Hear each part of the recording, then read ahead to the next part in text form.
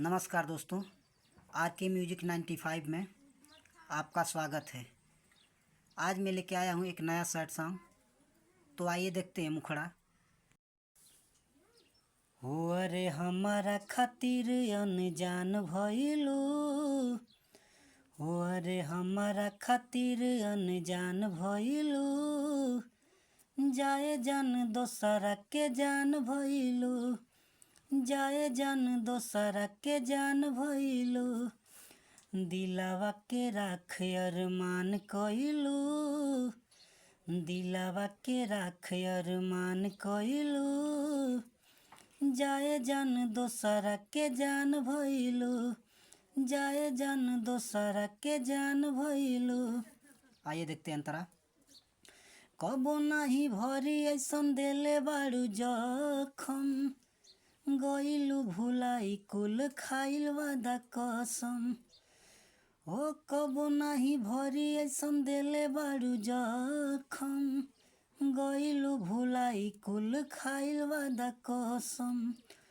हो अरे आफत में हमरो परान कइलू, अरे आफत में हमरो परान कइलू, जाए जान दोसरा के जान भइलू, जाए जान दोसरा के जान भइलू। आइए देखते हैं दूसरा अंतरा। रणजीत सानू रहे तोहरे दीवाना, दोसरा के संगे तू बसैलू आसियाना।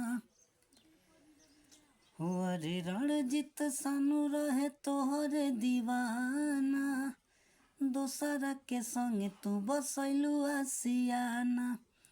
कबो कबो लौकेलू चान भइलू, कबो कबो लौकेलू चान भइलू, जाए जान दोसरा के जान भइलू, जाए जान दोसरा के जान भइलू। हो अरे हमारा खातिर अनजान भइलू, हो अरे हमारा खातिर अनजान भइलू, जाए जान दोसरा के जान भइलू, जाए जान दोसरा के जान भइलू, दिलावा के राख अरमान कइलू, हो अरे दिलावा के राख अरमान कइलू, जाए जान दोसरा के जान भइलू, जाए जान दोसरा के जान भइलू। अगर गाना अच्छा लगे तो इस गाने को अधिक से अधिक शेयर करें और चैनल को सब्सक्राइब कर लें।